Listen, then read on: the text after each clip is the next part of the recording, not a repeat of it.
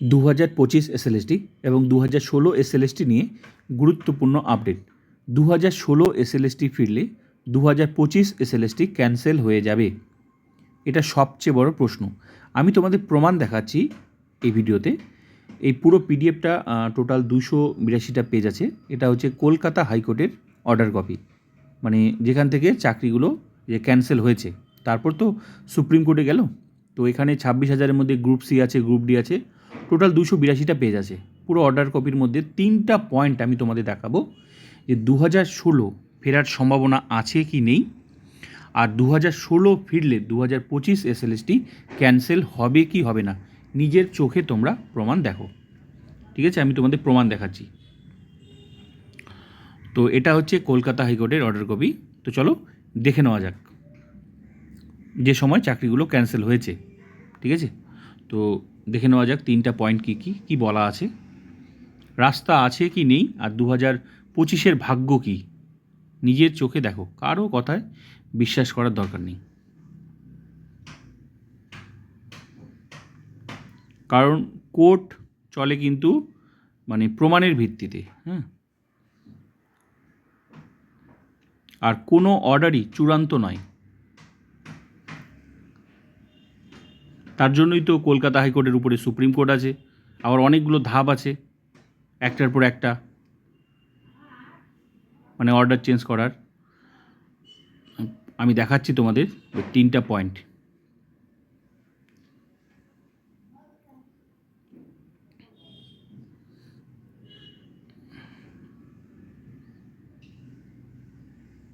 এটা কিন্তু order copy, হ্যাঁ, কলকাতা হাইকোর্টের।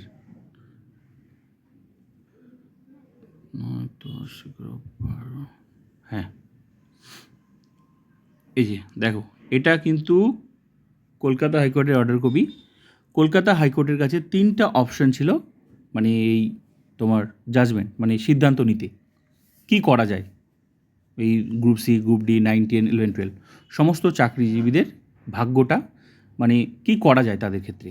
মানে কলকাতা হাইকোর্টের কাছে 3টা রাস্তা খোলা ছিল। তো অপশন অ্যাভেলেবেল আমি দেখাচ্ছি। 3টা অপশন তোমরা দেখে নাও। এই 3টা অপশন নিজের চোখে তোমরা দেখো যে রাস্তা খোলা আছে কি নেই।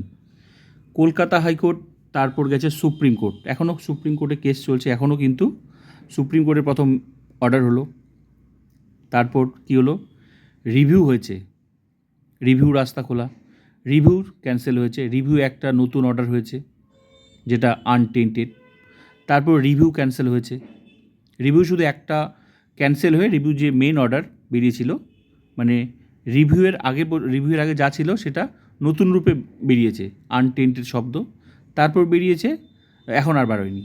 রিভিউয়ের পর কিউরেটিভ ফাইল হয়েছে, এখনও আরও রাস্তা আছে সুপ্রিম কোর্টের কাছে, এখনও কেস চলছে এই 2016 নিয়ে। এবার তো সেটা তো এখনকার পরিস্থিতি, কিন্তু আগে কি ছিল, মানে শুরুতেই আসি কলকাতা হাইকোর্টের দেখো রাস্তা খোলা আছে কি না, তখন কি ছিল, তখন মানে তখন পরিস্থিতি কেমন ছিল, আর এখন পরিস্থিতি কী সেটা তো তোমরা সবাই দেখতেই পাচ্ছ। কলকাতা হাইকোর্টের কাছে 3টা রাস্তা, এই যে অপশন অ্যাভেলেবেল 3টা, 1টা 2টা 3টা অপশন ছিল কলকাতা হাইকোর্টের কাছে কি করা যেতে পারে। দেখো এবার আমি তোমাদের দেখাচ্ছি, নিজেরা পড়ে নাও, আশা করি তোমরা সবাই পড়তে পারো। কি বলছে, ডিসমিস, যারা কেস করেছিল রিট পিটিশন, যত কেস আর কি, সেগুলো ডিসমিস করে দিতে পারতো।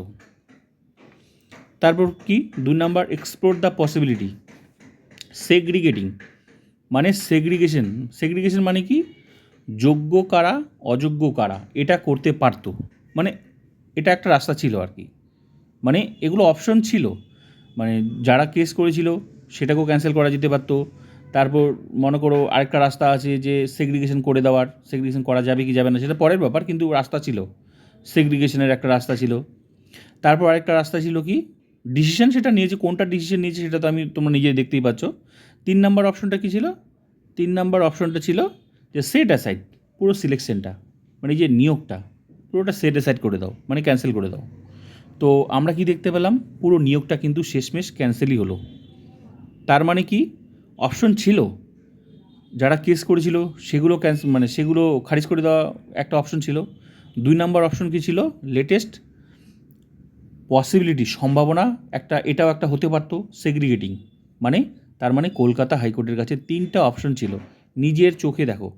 সেকেন্ড নাম্বার পয়েন্টটা কী বলেছে, তার মানে সেই সময় কিন্তু সেগ্রিগেশন হয়নি। কেন হয়নি? কারণ সেই সময় ওএমআরই পাবলিশ হয়নি, তো হাইকোর্ট যা দেখেছে তাই। তো কলকাতা হাইকোর্টের কাছে এগুলো রাস্তা ছিল, সেই সময় কিন্তু ওএমআর পাবলিশ হয়নি, তার মানে সেগ্রিগেটিং করা যেত যদি মানে রাস্তা ছিল, করতে পারিনি তাই হয়নি, সেগ্রিগেশন হয়নি। কিন্তু বেছে নিয়েছে কোনটা, 3 নাম্বার পয়েন্টটা কিন্তু বেছে নিয়েছে কলকাতা হাইকোর্ট। আজকে যা দেখছো তোমরা, এই যে 2025 হলো, যদি এইটা বেছে নিত তখনই, তাহলে আজকে 2016 টিচাররা পরীক্ষা দিত না। টিচার্স শুধু না, গ্রুপ সি গ্রুপ ডি। এবার পরীক্ষা দিত না বলতে কি, মানে যোগ্যদেরকে পরীক্ষা দিতে হতো না, কারণ এখানে বলে দিয়েছে সেগ্রিগেটিংয়ের ব্যাপারটা এসেছিল, তার মানে সেই সময় হয়নি, মানে যখন চাকরিগুলো গেছিলো সেই সময় হয়নি, করতে পারিনি।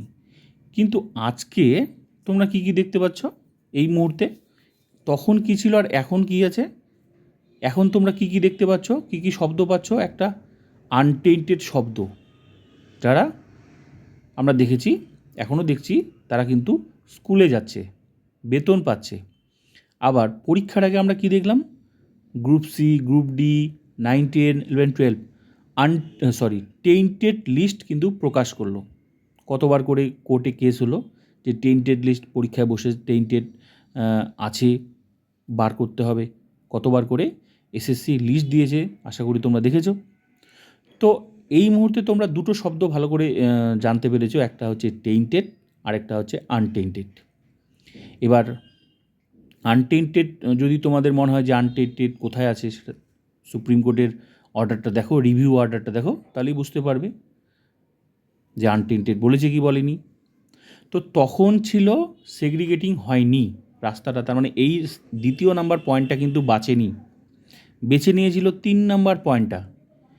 তো কেস, কোর্ট কেস বা যে কোনো হোক, আইনের ব্যাপার, কোনো রায় কিন্তু চূড়ান্ত নয়।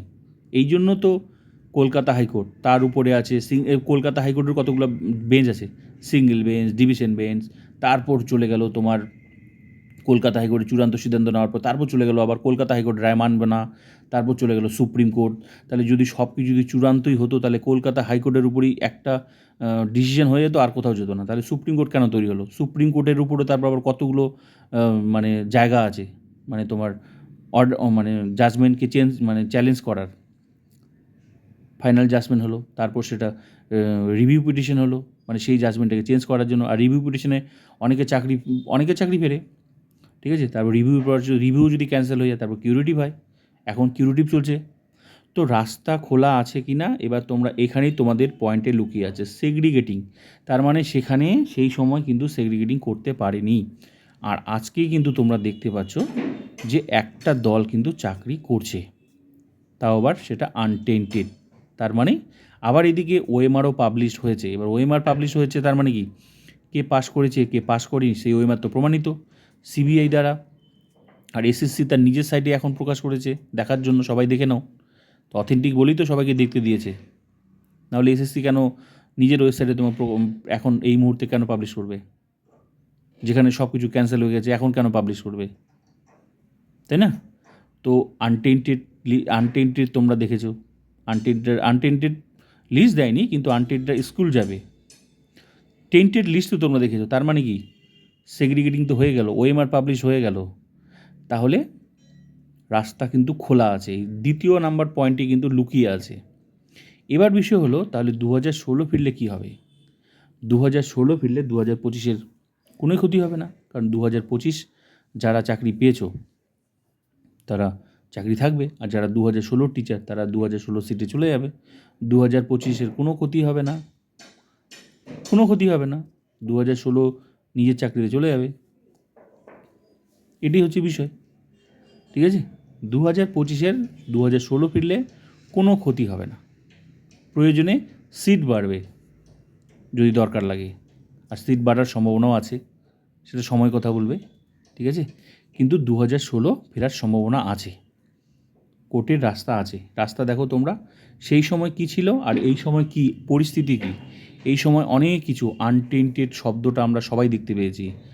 একদল স্কুলে যাচ্ছে, টেন্টেড লিস্ট প্রকাশ করেছে। তো সেই সময় কিন্তু এখানে বলে দিয়েছিল সেগ্রিগেটিং হয়নি বলেই তো 3 নম্বর পয়েন্টটা বেছে নিয়েছিল। তো এখন কিন্তু দেখা যাচ্ছে তার মধ্যে আবার ওএমআর পাবলিশ হয়েছে। কে যোগ্য কে অযোগ্য সে তো ওএমআর, যেটা মূল, যেটার উপরে বেস করেই তো নিয়োগ হয় ওএমআর, সেই ওএমআরই তো পাবলিশ হয়ে গেছে। যুক্তি দিয়ে কথা বলতে হবে, ঠিক আছে? হবে কি হবে না সেটা পরের ব্যাপার, ঠিক আছে? কিন্তু রাস্তা খোলা আছে এই পয়েন্টটা দেখলেই বোঝা যায় আজকে সেগ্রিগেশন হয়ে গেছে। হয়ে গেছে বলতে কি, স্কুলে যাচ্ছে বলেই তো হয়েছে, নাহলে তো সবাইকে স্কুলে পাঠাতো। এ থেকেই বোঝা যাচ্ছে হয়ে গেছে। তার মধ্যে আনটেন্টেড, এদিকেই বলছে আনটেন্টেড। তো সেটা পরের ব্যাপার, কিন্তু আমার মতে যেটুকু মনে হলো এখানে পয়েন্ট কিন্তু এই পয়েন্টে লুকিয়ে আছে রাস্তাটা, ঠিক আছে? আর যেটুকু মনে করি 2016 ফিরলে 2025-এর কোনোই ক্ষতি হবে না। তবে এই পয়েন্টটাতে কিন্তু অনেক কিছু লুকিয়ে আছে। তোমাদের মতামত তোমরা জানাতে পারো, কিন্তু যুক্তি দিয়ে জানাবে।